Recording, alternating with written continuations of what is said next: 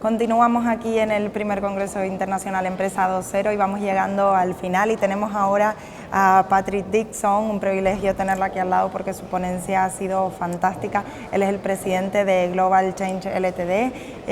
Hi Patrick. Hi. How are you? Patrick, we are so busy now to think of focus on emotion. Well, one of the things I've been talking about is that it's emotion which drives the future, not just innovation or technology, it's how these things touch our lives. And if we want to be successful, we need to concentrate on what it feels like to be a customer. And many large corporations find this quite difficult. And I often find that there's a big gap between how people in large companies feel as a manager and how they feel when they are on the receiving end of good or bad customer service. I'll give you one example. Today I asked people if they got angry when they phoned their telecommunications company. I got angry. And they have to press 1 for accounts, 2 for customer service, 3 for... And I discovered that half of the people inside the conference think that anyone who buys such a robot system should be put in prison, okay? They think it's morally wrong to waste customer time, and it makes them very angry, okay? So then I ask, put your hands up if your own company uses such a system with your own customers. And the answer is yes. How can this be? How can it be that we create a technology which we know is bad for our customers? We know it makes our customers really angry. We know that we hate it in our own personal lives, but we still install it because it increases our profits. It's an example of our failure to stay connected with the heart and the passion of our customers. We look now for having the same things that others have or not, or we look for the difference. Okay, well, I was also talking about the fact that people often talk about convergence or divergence. They say, oh yes, the world is all converging, you know, everything is looking the same. And that's true. If we're not careful, every city looks the same because the brands are all the same. Every car looks the same because it's designed by a robot in a wind tunnel and has exactly the same features. Every financial services product has the same policy document. And that's so boring. I am pleased to drive a car which is 38 years old because it is the only car in London which has no air conditioning, no electric windows, no central locking, and it actually feels like a car. And you are alive, so... Yeah, it's fun to drive. You see, I think that we have to understand that all innovation is about doing things differently. It's not clever to converge.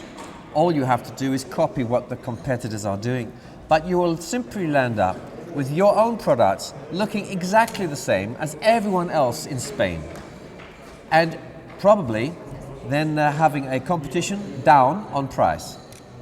So the only way you can survive and maintain a good price is by being different, by doing something that is truly amazing, that is extraordinary, and that is being divergent. That means innovating differently. It means looking at what everyone else is doing and saying, let's do it this way instead. And we can survive also putting down our ideas, our best ideas. Do you think that everybody should go to bed with pen and paper? Well, I asked the conference a question. I said, your job is as leaders is to have vision and great ideas. So where do you get your ideas? Put your hands up if you get them at work, and no one gets them at work. So put your hands up if you get them in the shower. Lots of people get ideas in the shower. They get them in the bath, they get them going for a walk in the mountains. So the answer is, if you want to grow your leadership, if you want to get fresh vision, if you want to get a fantastic idea for customer innovation, then don't go to work. Stay at home. And one of the commonest places people get ideas in Spain, it seems, is in that state where you don't know if you are awake or asleep. Sure. You are half awake. Maybe it's early in the morning, maybe it's the middle of the night, maybe you're just going to sleep. And so my next question is, how do you record these moments of genius? And quite a few people keep a piece of paper and a pen, like I always do, by my bed, or even in a taxi or on a plane, or always keep a piece of paper and a pen. Why? Because the best ideas happen.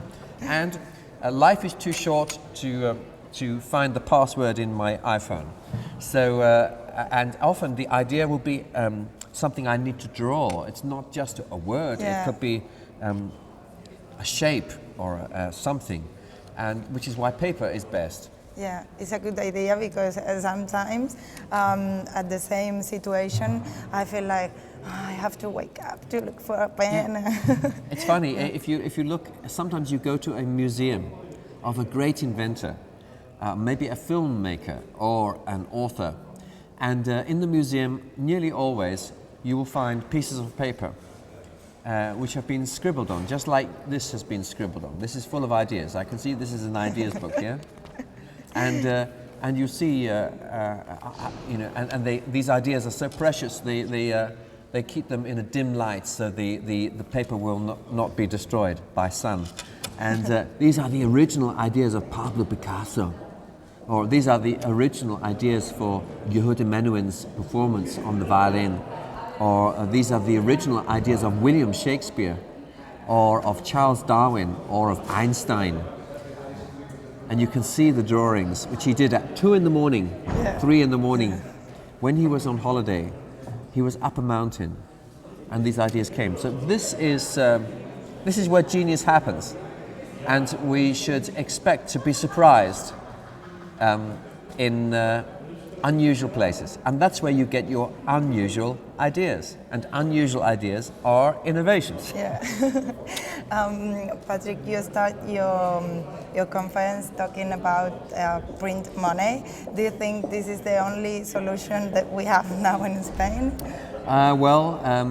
Sadly for you, you can't print money even if you wish, because you're in the euro, so you have to go to Brussels and talk to the European Central Bank and people. But, if we wish. Yeah, but in the UK, the government will soon have printed so much money that they are able to buy back 1/3 of all the £1 trillion of government debt. Is it a good idea? Quite frankly, it carries a risk of inflation. When you print money, you get the problem that Germany had in the 1930s. But you know what? Inflation is better than deflation. And we are in a crisis at the moment in October 2011. And there are huge advantages for some countries to print money in a careful way, rather than see wages fall, the price of assets fall, and then you land up with homes which are worth less than the loans, then the banks are in trouble. So I don't see anything wrong with printing money. I think it's part of the solution, and it may be that we have to see some of that happening centrally within the European Union. At the moment, we have an obsession with inflation, with keeping inflation at around 2%.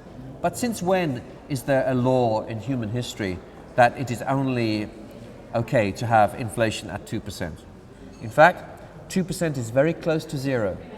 And if you have big economic shocks, then you go into deflation. So my own view is that every government and every region will consider a higher inflation target than in the past. Not a crazy inflation target, but maybe 3%, 4%, 5%, or even 6%. And we'll see advantages in having that, rather than risk deflation at 1% deflation, 2%, 3% deflation. And at the moment, history is showing us that when there are big economic shocks, it is hard to control inflation or deflation within 1 or 2%. It changes. Yeah. And if you target only 2%, then from time to time, you will drop below zero. That is a big challenge. Maybe politicians in Spain are hearing now, so good. Thank you very much. But Spain is only one voice in the European Union. That is your problem. Yeah, sure. Thank you very much, Thank you. Patrick. Despedimos a Patrick y nos quedamos aquí con más ponentes. Gracias. Thank you.